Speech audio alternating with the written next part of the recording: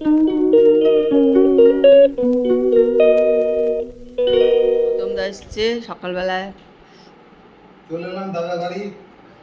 বাড়ি থেকে রুটি লায়ের তরকারি খেয়ে এসছে। ওই জন্য গৌতম দা কিচ্ছু খেলো না আজকে, শুধু জল, ঠান্ডা জল, কিচ্ছু একটা জিনিসও খেলো না, চাও না, মিষ্টি না, কিচ্ছু না।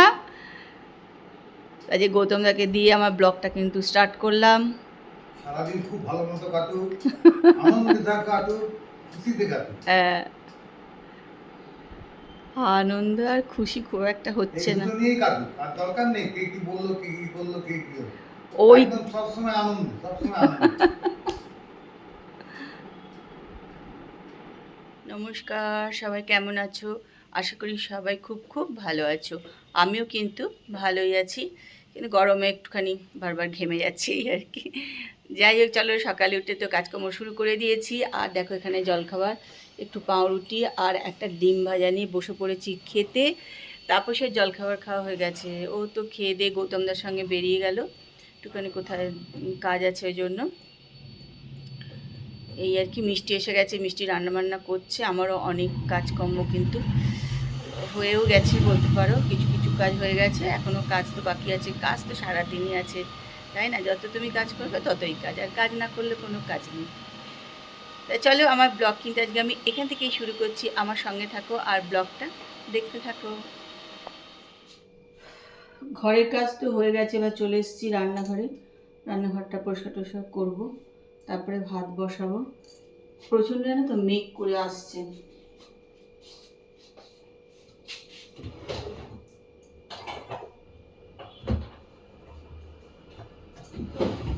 অনেক কিছু কিন্তু আমি রোদেও দিয়েছিলাম, বালিশ টালিশ, সেগুলো কিন্তু সব তুলে নিলাম।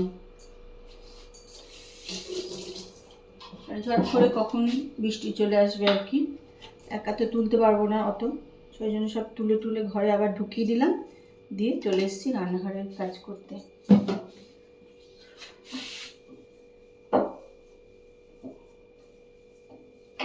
আজকেও কিন্তু সন্ধেবেলা আমাদের গানের রিহার্সাল আছে আর কি।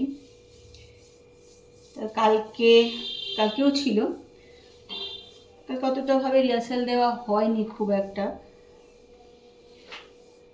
আর এতদিন মানে ভাবছিলাম যে সবাই বোধহয় রাস্তায় নামছে, প্রতিবাদ করছে।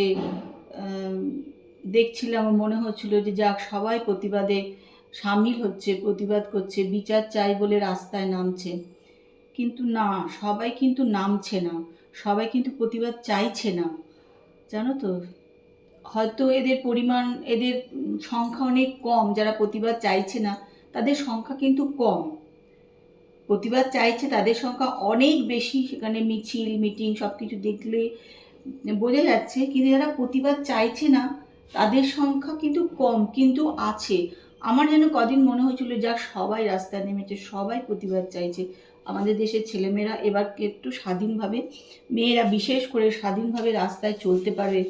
তাদের যেমনি সবসময় বলা হয় সন্ধে হয়ে গেছে বাড়ি চলে এসো, আমাদেরও ছোটোবেলায় বলা হতো সন্ধে হয়ে গেছে বাড়ি চলে এসো।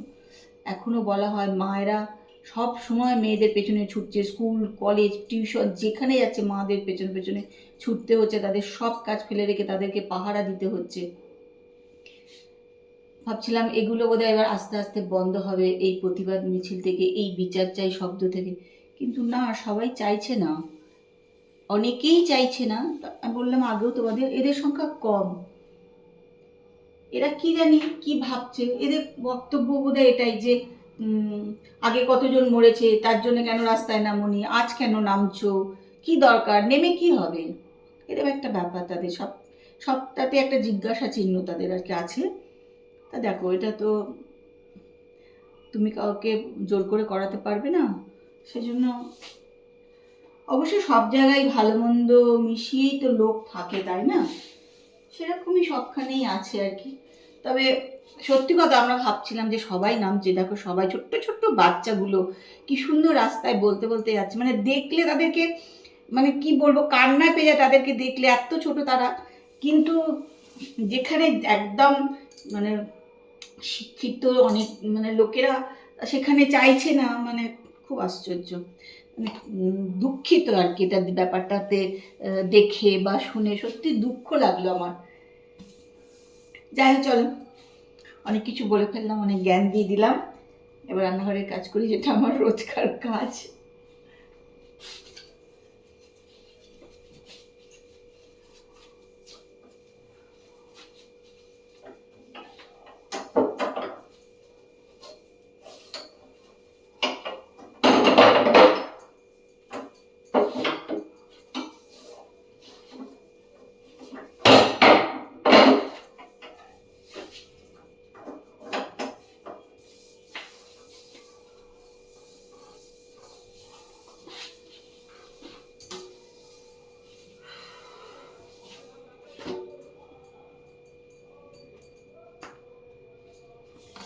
পুজো আর চলেই এলো, কিন্তু সত্যি কথা, পুজোয় আমাদের পাড়ায় যেমনি ফাংশন হয়, অর্ধেক বউরাই কিন্তু করবে না বলছে, এটাই তাদের প্রতিবাদ আর কি।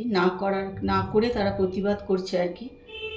সেই জন্য অনেকেই বলছে করব না, খুব একটা সেই জন্য পাড়ার অনুষ্ঠানে সেরকম কিছু ভাবে রিহার্সাল হচ্ছে না। আমরাও পুজো হিসাবে যে কয়েকটা রিহার্সাল দিচ্ছি তা কিন্তু নয়, তোমরা দেখতেই পাবে কেন রিহার্সাল দিচ্ছি, সেগুলো তোমাদেরকে সঙ্গে পরে তো শেয়ার করেই নেব। চলো আস্তে আস্তে রান্নাঘরটা আবার পরিষ্কার করি। Good evening. দেখো আবার একটুখানি ফ্রেশ হয়ে গেলাম, রেডি হলাম, ফ্রেশ হয়ে একটু বেরোবো। আজকেও কিন্তু রিহার্সাল আছে, সেখানে যাবো বলে রেডি হয়ে নিলাম। বাইরে কিন্তু পড়ছে বৃষ্টি, জানো তো, ওয়েদারটা একটু ঠান্ডা হয়েছে, মানে যে হারে গরম আর ঘাম হচ্ছিল সেটা একটু কিন্তু কম আছে। বৃষ্টি পড়ছে, দুপুর থেকে বৃষ্টি পড়ছে, মাঝে মাঝে একটু বন্ধ হচ্ছে আবার পড়ছে, এরকম হচ্ছে আর কি। পুজোর সময় আবার দেখো কী হবে, হয়তো প্রচণ্ড বৃষ্টি তখনই হবে আর কি। চলো, রিহার্সাল দিয়ে চলে এলাম। দোকানে গিয়ে আর ভিডিও করার কথা মনে নেই, এত অন্য গল্প করতে মেতে গেছি যে ভিডিও করার কথা মনেই পড়েনি।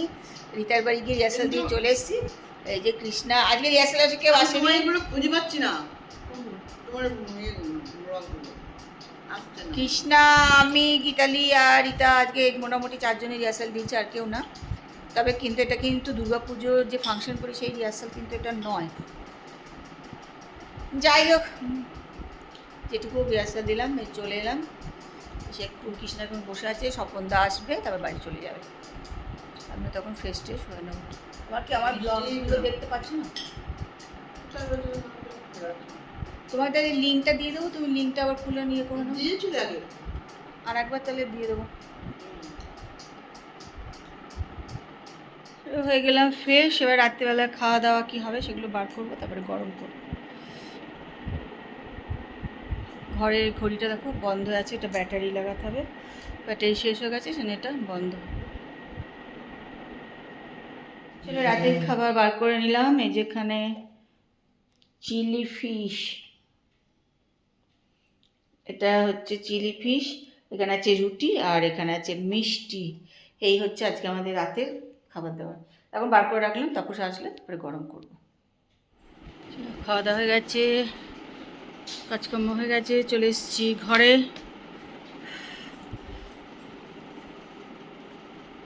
চলো আজকে কিন্তু ব্লগ এখানেই শেষ করলাম। কালকে আবার একটা সুন্দর সকালে সুন্দর ব্লগ নিয়ে তোমাদের কাছে চলে আসবো। আজকের মতন কিন্তু ব্লগ এখানেই শেষ করছি। যদি ভালো লাগে তাহলে একটু লাইক করো, কমেন্ট করো, শেয়ার করে দিও। যারা এখনও সাবস্ক্রাইব করোনি তারা কিন্তু একটু সাবস্ক্রাইব করে নিও। আজকের মতন এখানেই শেষ করলাম। Good night, tata, by.